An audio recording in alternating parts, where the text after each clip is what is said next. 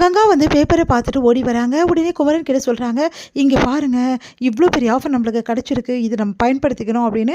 குமரன் ஒன்றும் புரியாமல் யோசிக்கிறாரு. என்ன ஆஃபர் அப்படின்னு சொல்கிறாரு. இங்கே பாருங்கள், ஒரு பெரிய வந்து ஸ்பான்சர் வந்து பண்ணுறாங்க இந்த ஃபேஷன் ஷோக்காக. இதில் வந்து நம்ம ட்ரெஸ் வந்து நம்மளோட ட்ரெஸ் வந்து தச்சு போச்சுன்னா கண்டிப்பாக வந்து நம்மளுக்கு நிறைய ஆர்டர்ஸ் கிடைக்கும். நம்ம லைஃப்லேயே வந்து பெரிய ஆள் ஆகிடலாம். அதனால் வந்து இதில் நம்ம கலந்துக்கினே ஆகணும். எப்படி கங்கா, நம்மளால் முடியுமா இதெல்லாம் பட? கண்டிப்பாக முடியுங்க. முயன்றா முடியாது எதுவுமே கிடையாது. அதனால் அதுக்கு தேவையானதெல்லாம் எல்லாமே நான் வந்து போய் விசாரிக்க போகிறேன். அதுக்கு தேவையானது எல்லாமே பண்ணி நம்ம அதில் கலந்துக்கிறோம், புரியுதா? நம்ம ட்ரெஸ் வந்து கண்டிப்பாக அதில் வந்து நல்ல ஒரு வரவேற்பை பெறும். அந்த மாதிரி ஒரு டிசைனாக நல்லா பண்ணணும் நம்ம அப்படின்னு சொன்னோன்னே, சரி கங்கா, நீ டிசைன் பண்ணு, அது எப்படி தைக்கணும்னு சொல்லி நான் சூப்பராக தைச்சி கொடுத்துறேன் அப்படின்னு சொல்லிட்டு குமரன் சொல்கிறாரு. இதை தாங்க நான் எதிர்பார்த்தேன். இதில் நம்ம ஜெயிச்சிட்டோம், அப்புறம் அவ்வளோதான், நம்ம பெரிய பெரிய கான்ட்ராக்ட்லாம் நம்மளுக்கு கிடைக்க ஆரம்பிச்சிடும்.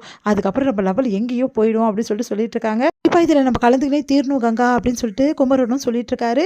இங்கே வந்து என்ன பண்ணுறாங்க, நம்ம தாத்தா வந்து விஜய் கிட்ட சொல்கிறாரு, இந்த மாதிரி வந்து நீங்கள் வந்து கலந்துக்க போகிற அந்த வந்து ஷோ வந்து எங்கப்பா நடத்துகிறாங்க அப்படின்னு சொன்னோன்னே, நான் மட்டும்தான் தாத்தா கம்பெனி வைஸாக போகிறோம் அப்படின்னு சொன்னோன்னே, அதெல்லாம் தெரியாது, இந்த வாட்டி நீ காவேரியும் கூட்டிகிட்டு போ, அவளும் வந்து நம்ம கம்பெனியில் என்ன நடக்குது ஏது நடக்குது, நம்ம கம்பெனி எதுக்கெல்லாம் ஸ்பான்சர் பண்ணுறாங்க எல்லா விஷயத்தையும் அவளும் தெரிஞ்சுக்கணும்ல அப்படின்னோடனே, தாத்தா அது வந்து கண்டிப்பாக நீ கூட்டிகிட்டு போய் தான் ஆகணும் அப்படின்னோடனே, தாத்தா என்ன தாத்தா அப்படின்னோடனே, இந்த மாதிரிமா ஒரு பெரிய வந்து கம்பெனிஸ் எல்லாமே வந்து கலந்துக்கிட்டு இதில் வந்து ஸ்பான்சர் பண்ணுவாங்க, அதில் வந்து ஃபேஷன் ஷோலாம் நடத்துவாங்க, அதில் வந்து சூப்பராக இருக்குமா, நீ போயிட்டு வா, அதில் நீ தெரிஞ்சுக்கோ அப்படின்னா, நிஜமாவா தாத்தா? ஆமாம், நம்ம கம்பெனியும் அதில் வந்து ஸ்பான்சர் பண்ணுறாங்க அப்படின்னு சொல்கிறாரு.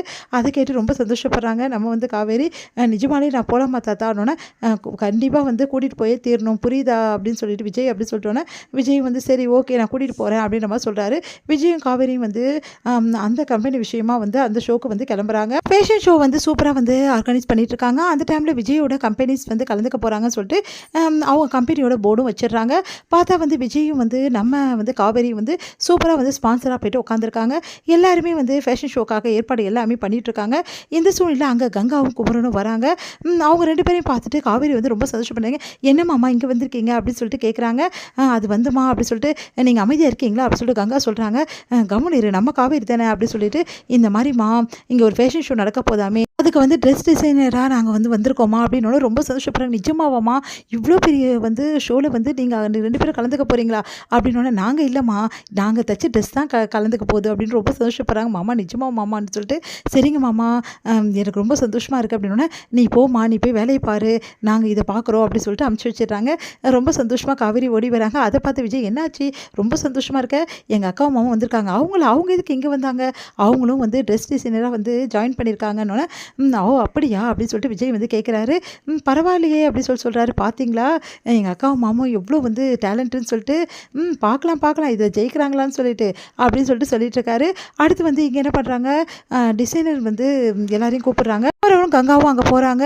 அப்போ வந்து உங்கள் டிசைன்ஸ்லாம் கரெக்டு தான், ஆனால் உங்கள் ட்ரெஸ்ஸை போடுற வந்து அந்த 2 பேர் எங்கே அப்படின்னோடனே, இந்த மாதிரி அரேஞ்ச் பண்ணியிருக்கோங்க, கண்டிப்பாக வந்துடுவாங்க டைமே ஆகிடுச்சுமா, இதுக்கப்புறம் ஒன்றுமே பண்ண முடியாது, உங்கள் பேரை நாங்கள் ரிஜெக்ட் பண்ணுறோம் அப்படின்னோடனே, நீங்கள் எங்கள் பேரை ரிஜெக்ட் பண்ணுறாதீங்க, நாங்களே வந்து இந்த ட்ரெஸ்ஸை வந்து போட்டுக்கிட்டு நாங்களே கலந்துக்கிறோம் அப்படின்னோடனே, நீங்களே வா, சரி ஓகே அப்படின்னு சொல்லிட்டு அவங்க போயிடுறாங்க. என்ன கங்கா சொல்கிற அப்படின்னோடனே, வேறு வழி இல்லைங்க, நம்ம தான் இந்த டிசைன்ஸ் வந்து பண்ணோம், நம்மளே இதை வேர் பண்ணிட்டு போக வேண்டியதுதான் அப்படின்னோடனே, வேறு வழி இல்லாமல் அவரும் கங்காவும் வந்து அந்த ஃபேஷன் ஷோவில் அந்த ட்ரெஸ் எல்லாம் போட்டுட்டு கலந்துக்கிறாங்க. அதை பார்க்கும்போது காவேரி சந்தோஷமாக வந்து கத்துறாங்க, ரொம்ப சந்தோஷப்படுறாங்க. விஜய் ஆச்சரியப்பட்டு போகிறாரு. இது முடியுது.